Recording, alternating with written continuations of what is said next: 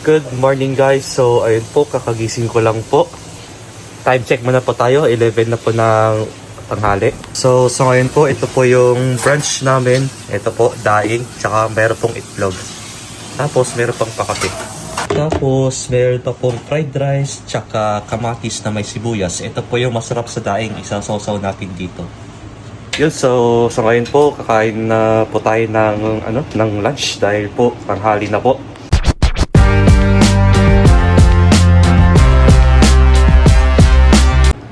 So ito po yung fried rice. So kukuha po ako dito dahil gutom na po ako guys.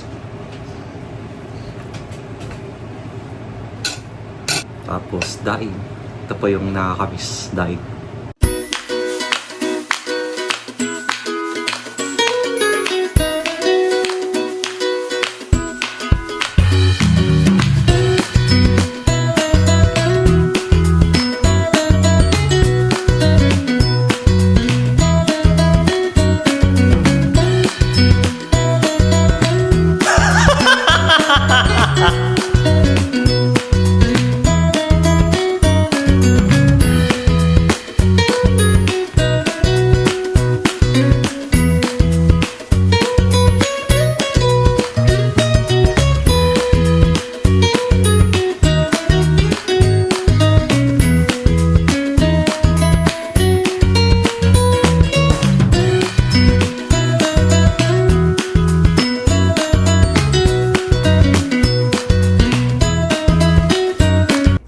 Okay guys, so ayun po, nakagayak na po ako, tapos na rin po akong maligo. At meron nga po pala akong bibilhin ngayon.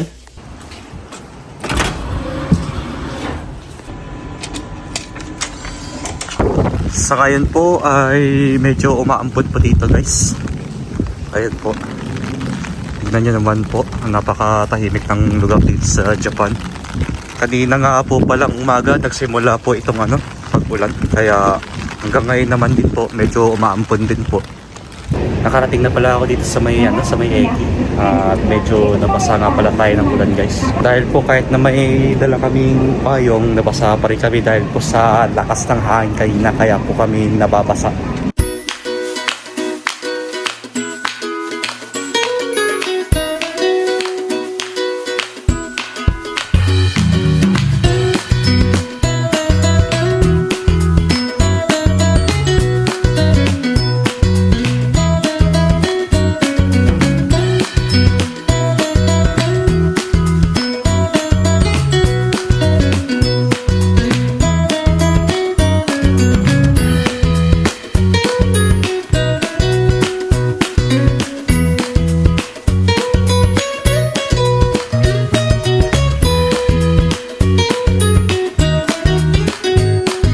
Ngayon po ay nakababa na po ako dito sa sa Eki. At ngayong araw nga po ay pupunta po ako ng workman para bumili po ng gagamitin ko sa trabaho na uniform dahil po mainit na po. Tsaka yung in-order ko pong uniform ay dadating pa po sa June, which is hindi ko na po siya mahintay dahil medyo matagal-tagal pa po, at sa loob po ng company namin ay mainit-init na po. Dahil po yung ginagamit po naming uniform ngayon ay yung makapal pa po na pang winter pa po noon. Kaya binabala ko na pong bumili ng susuotin ko na damit pang summer. Ang kagandahan lang po sa workman guys, pag gusto niyo bumili ng mga gamit sa pangtrabaho, andun na po lahat, which is kompleto na po silang lahat doon. Tsaka ang maganda rin po doon, maganda na po yung quality nila, tsaka mura pa po yung mga binibenta doon. So dito po kami guys sa workman, which is bibili po kami ng mga panggamit sa trabaho. Ito po itsura ng workman, medyo malaki-laki po siya dito. At marami po mga pagpipilian dito. So pasok muna po tayo guys. Ayun po. So ito na po yung simula ng pamimili natin ng gamit sa trabaho.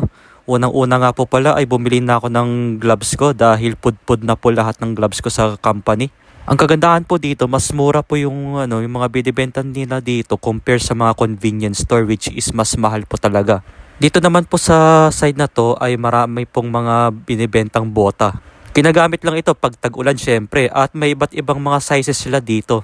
Tapos dito naman po ay hindi mawawala ang mga hard hat or mga helmet dahil may mga kasabihan po sila na ansendaichi or tinatawag po na safety first sa English. At dito naman po ay may binibenta po sila ng mga safety shoes. Ito po yung importante sa akin. So kailangan ko nang tumingin ng safety shoes dahil po luma na yung sapatos ko. So ang maganda dito medyo mura po compare po sa mga ibang store. Kinuha ko na pala itong size ng sapatos ko which is 26.5. At tignan nyo naman po yung presyo guys, mas mura po ito. Nasa 1,900 yen lang po ito. Kasi po sa iba ay mabibili nyo po yan ng mas mahal. Dito naman po ay bigla ako na shock kasi may binibenta rin silang mga sombrero dito na pang dagat or pang beach. And then pumunta ako dito sa lugar na to which is yung mga damit ito ng mga pangbabae. Hindi rin mawawala ang mga damit ng mga pambabae dito guys kahit nasa workman po kayo. Dahil lahat po dito ay pantay-pantay, charis. Meron din po silang mga pantalon na binibenta dito at dito naman po ay mga long sleeves po ng mga damit ng panglalaki. So ito na yung time na naghahanap ako ng damit ko na pangtrabaho. At hinahanap ko nga pala yung kulay ng damit ko ay nasa kulay blue dapat kasi yun po yung color coding namin sa company namin. Tsaka ang maganda po sa company namin ay allowed po kaming bumili ng ibang damit sa labas. Kung kami po ay namamahalan sa binibenta po nilang damit sa company namin. Kaya for the meantime, bumili na lang muna po ako ng mga damit na pang ibabaw. So dito naman po ay yung mga pang trabaho na po ng mga uniform. At ito po sa side na to ay pare-parehas lang po sila ng mga style kaso iiba lang po yung mga kulay. Diba po ang dami pong mga pagpipilian dito guys. Tsaka yung hawak ko dito sa tela ng damit nila ay medyo matibay-tibay po talaga. Tapos ito yung nagustuhan ko, yung puti, kaso hindi ko siya pinili. Kung gusto niyo pong bumili ng mga t-shirt guys, marami po dito sa Workman at makakamura po talaga kayo. At dito naman po ay meron din po silang polo shirt na binibenta. So ito na nga, after ilang minutes na paghahanap ng susuotin ko sa trabaho, nakahanap na po ako nito ng kulay na to. Basta ang importante po kulay blue po itong damit, mapa navy blue man, dark blue, sky blue or iba pang mga blue. Tapos bumili na rin ako ng isa pang damit. Para may kapalitan yung isa kong damit, di ba? Nakakaya naman kasi pag araw-araw, yun yung damit mo sa isang linggo, di ba? At dito rin guys, meron din silang binibentang mga tsinelas. Di ba? Saan ka pa? Dito na kayo sa Workman kung gusto nyong bumili at makakamura talaga kayo dito as in.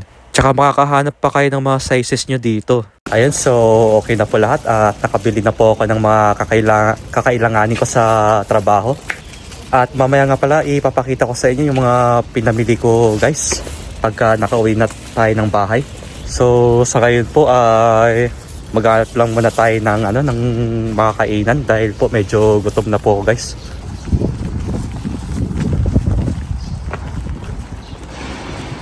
So ayun po, dito ulit kami sa Eki para sumakay at bababa ulit para makakain ng merienda. Ito nga po pala sa pinuntahan namin guys, wala pong masyadong kainan dito kaya maghahanap po kami sa ibang lugar para makakain ng merienda.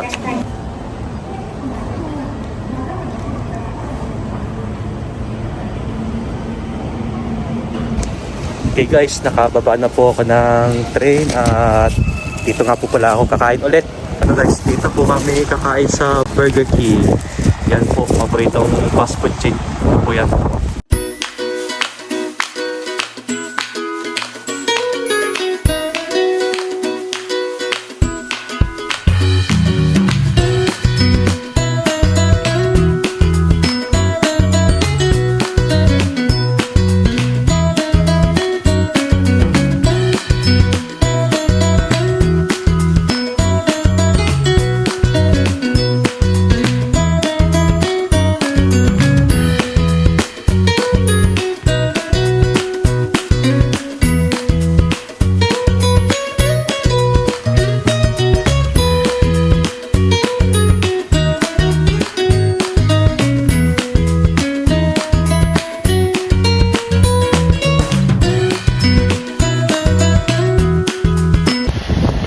Na rin po akong kumain guys at sa ngayon po dito po kami sa labas ng Burger King dahil hindi po ako makatawid dito dahil po sa sobrang lakas ng ulan dito at hangin. Yan po, lakas ng ulan, grabe guys, isang buong araw po na umuulan ngayon. Tingnan nyo po, sinabayan pa po ng lakas ng hangin. Pumunta muna ako dito ngayon sa drugstore para bumili muna ng shampoo. Dahil po ubos na po yung shampoo ko sa bahay kaya kailangan ko na pong bumili ng bago. So ito muna po bibili ko guys, itong shampoo, tsaka conditioner. Ito po yung binibili kong shampoo na na Pantene kasi maganda po ito sa buhok. Tsaka may keratin kasi ito. After ilang oras ng paggagala ngayong araw, ngayon po nakauwi na po ako dito sa bahay guys. So ipapakita ko po sa inyo kung ano po yung mga pinamili kong gamit sa Workman. Bali, ito nga po pala yung mga napamili ko guys. Papakita ko po sa inyo isa-isa. So, unang-una, hindi po mawawala itong damit ko na pang itaas. Yan po. Ako muna po bumili ng damit ko na ganito, na long sleeves, na medyo manipis dahil po mainit na po sa sa company namin. Actually, bili ko po nito sa isang piraso ay 980 yan lang po. Ayan po. Or katumbas lang po ito ng 380 in pesos. So, bumili na po pala ako ng ganitong damit na pang trabaho dahil po, alam niyo na po, mainit na po sa amin. At meron po akong in-order na isang ganito sa company namin which is mahal po talaga, nasa 3,000 yen po sa isang piraso. Bali for the meantime po, bumili po ako ng nag-order po ako ng isang piraso muna dahil po sobrang mahal. Tsaka dadating po yung uniform na yun by June daw po. Yun po yung sabi sa amin ng leader namin. Kaya maghihintay pa po kami ng ilang weeks bago po makuha yung order naming uniform. Kaya sa ngayon po, pwede naman daw po kaming bumili ng ibang alternative na damit. Basta po kulay blue daw po. Kahit anong blue. Light blue man, navy blue or sky blue. So ito po yung mga binili ko. Lahat po ito blue. Navy blue po at saka light blue. Next naman po na binili ko itong Tebukuro or ito pong working gloves. Ayan po. Mas binili ko na po ito ng medyo makapal dahil po madali po kasing guys, madali pong mabutas. Lalo na po pag sa mga metal press kayo nagtatrabaho, talagang wala pa isang linggo butas na po agad yung dito nyo. Minsan po pagka tumagal-tagal nawawala po yung rubber nito dahil luminipis na po siya. Every month po guys, nagpapalit po ako ng guantes or gloves. Para po sa dahil pagka luminipis na po itong gloves namin ay medyo sumasakit na po yung kamay namin pagka minsan po natutusok po ng mga bakal pag luminipis. Kaya kailangan rin po ng bagong ganito. Tsaka next naman po na binili ko, ito po safety shoes. Sapatos po yan na safety shoes. Dahil kailangan ko na rin pong bumili ng sapatos at medyo lumaluma na po yung ginagamit ko sa company namin. Bali po yun last year ko pa po siyang ginamit noon. Kaya hanggang ngayon nagagamit ko pa rin siya. Kaya naisipan ko na lang pong bumili ng bagong sapatos para po maiba naman tayo at hindi na po sumakit-sakit yung paa natin. So ito po pala yung presyo niya, 1,900 yen. Medyo mura na po ito guys kumpara po sa ibang mga sapatos na umaabot ng 3,000, 4,000 yen. Kasi po yung ibang safety shoes ay may mga brand po Yun po yung nagpapamahal. Kaya pinili ko na lang po itong walang brand dahil po mas mura po ito at mas practical po tayo. So ayun lang po. Sa ngayon po ay lalaban ko muna tong mga pinamili kong damit. Para po hindi medyo amoy bago. Ganito po kasi ako guys pagka bumibili ng mga uniform or mga gamit ng pagtrabaho or mga damit na pang mga bago, nilalaban ko muna siya bago siya gamitin. Para po pagka nilaban ay medyo mabagong-bago pong amuyin, di ba? Parang po kasi guys, parang yun na rin po yung nakasanayan pag may bago, lalaban ko muna bago ko siya gamitin.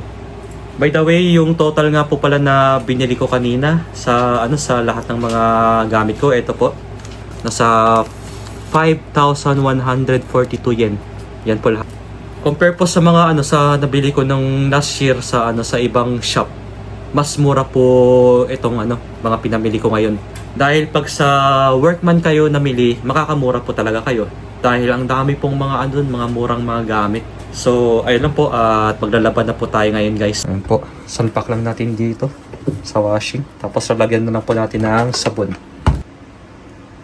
Ayun po, sabon lang yan. Tapos Fabcon, mamaya pa. Habang naghihintay nga po ako matapos yung labahin ko, magluluto muna po ako ng dinner. Which is itong spaghetti po yung lulutuin ko ngayon. So, iwas-iwas muna po tayo sa kanin guys dahil po mahal po talaga presyo ng bigas ngayon. So, Ang gagawin po natin ngayong dinner ay ito muna po, spaghetti. Medyo mabubusog naman po tayo dito eh. So, una ko muna pong gagawin, papakuluan ko muna po itong pasta bago ko lutuin yung mismong sauce. Medyo mabilis naman po siyang lutuin, guys. Yun po. Kaya mga ano lang po ito, mga minutes lang po ito bago po maluto yung spaghetti natin, tapos kakain na po. Tsaka shoutout po sa isa po nating kababayan dito na nagbigay po ng empanada. Maraming salamat sa iyo, idol, dahil binigyan mo po ako ng empanada. Ayun po, talagang thankful ako kasi ngayon na lang po ulit kakain ng empanada. Dahil alam nyo ba guys, sa probinsya namin, ang number 1 po na sikat na pagkain doon ay empanada. Guys, yung empanada namin doon, sobrang laki po. Talagang pag tinikman mo yung sa loob ng yung laman ng empanada sa amin, halo-halo po eh. Tapos, mas masarap po yung empanada namin pag isaw-saw sa mismong suka ng Ilocos. Yun po yung the best sa amin. Kaya yun po yung pinakasikat na pagkain sa amin, ang empanada. Di bali guys, sa susunod na uwi ko ng Pinas, yun po yung una kong kakainin agad sa probinsya namin, yung empanada namin. So anyways, magpapakulo muna po ako ng pasta para makakain na po ng dinner.